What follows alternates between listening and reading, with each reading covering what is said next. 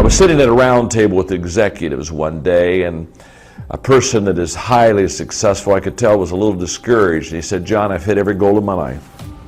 And now I basically have lost my motivation and my passion." And I looked at him, I called him by name. I'll say Don, that wasn't his name. I said, "Don, the problem is you've been goal-oriented instead of growth-oriented. You see, if you and I are just goal-oriented, when we hit our goals, it's kind of like eureka, we've arrived, we celebrate, have a party, but then all of a sudden there's an emptiness like, okay, I've hit it. But if you're growth-oriented and establish goals within your growth-oriented journey, you'll hit those goals, but you'll look at it and say, hey, this is just another step towards my total growth. And I've never known a person who said, John, I've grown as big as I can ever grow, and I know as much as I can ever know, and so therefore I have nothing to accomplish. You see, if you're goal-oriented, you'll hit your goal and then be a little empty. But if you're growth-oriented, you'll never hit that goal. Just keep growing. I can remember as a parent, as my children got to a certain age, and where they looked to me for influence, I can remember very well when I saw them beginning to go to their friends. And that's where their influence began. And that's where their influence began to increase. As a parent, that got a little scary for me because I could see I was having a little less influence and the friends were having a little bit more. Well, my parents were very wise. My parents understood that who my friends were would determine who I was going to become. Birds of a feather flock together. And in their wisdom, they decided that they wanted to know my friends and they wanted to see my friends. And so therefore, they provided a lot of wonderful things in our home so we would have our friends at our house so that my parents could observe and watch the kind of kids I ran around with. And what I learned as a kid growing up is very simple. There are some friends that were positive for me and there were some friends that were negative for me. And my determination of which friends I was going to let influence me basically determined whether I was going to have a positive or a negative life. Fortunately, because of good parental advice and guidance, I chose good friends, which really did make a difference. Because you see, friends are wonderful. They give us support, they give us strength. They're either, though, a real asset or a real liability. So I would just want to encourage you, choose your friends wisely. You don't need a lot, but you need some good ones. Every leader I have ever known had a dream, had a vision. In fact, I would say to you, if you're not seeing what could be and what you would like to have, I would say you probably are not a leader. But what I've discovered about dreams is this: dreams are free, but the journey isn't. And so leaders go beyond just having a dream. They go beyond having a wish list, sitting around a table and kind of hoping something might come to pass. They understand that if they have a dream, if they're a dreamer, they have to pursue that. They have to take the journey. The dream's free, the journey isn't. And what leaders find is that when they go forth toward that dream, they continually have to pay that price. They continually have to realize that they make down payments on the dream they have. But there's one thing else I would like to say. All leaders realize that whatever they pay, it's worth the price, because dreams for them do come true. Passion often is linked with purpose. What I love to do is often what I should do.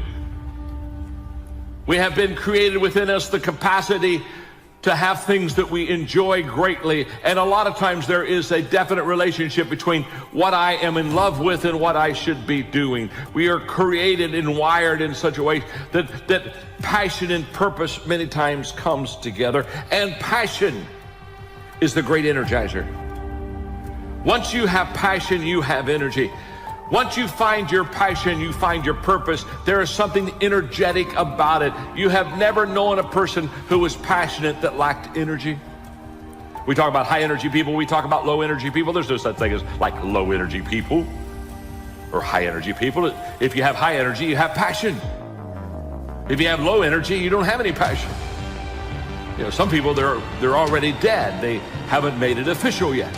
You just look at them. I just want to walk around and do the committal, let them watch and observe the whole process. But passion gives us a great amount of energy. And when we have that passion, there's something about how we love what we're doing and we enjoy what we're doing. And passion energizes us. Now, when I say passion and purpose are linked, that is usually the case. It is not always the case. It is possible to be passionate about something that you're not good at. It's possible to be passionate about something that you're not gifted in. Hello? Let me explain. Have you ever watched the tryouts at an American Idol? They grab that mic. Man, aren't they passionate? I mean, they are belting out badness.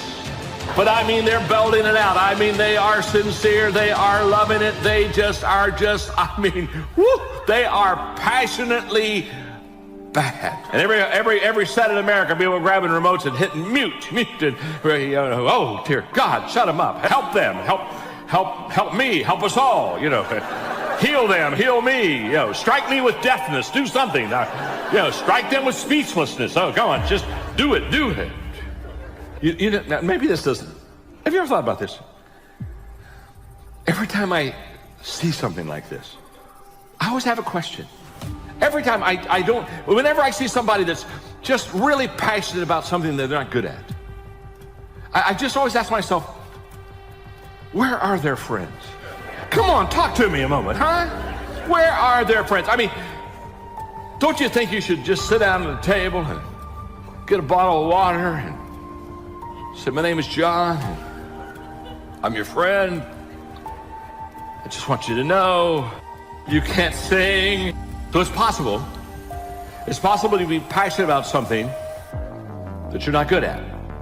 But I know this, if you're passionate, that it will increase your energy. And the second thing that I've discovered about passion is it sets us apart. It sets us above the crowd. A person with passion always stands out.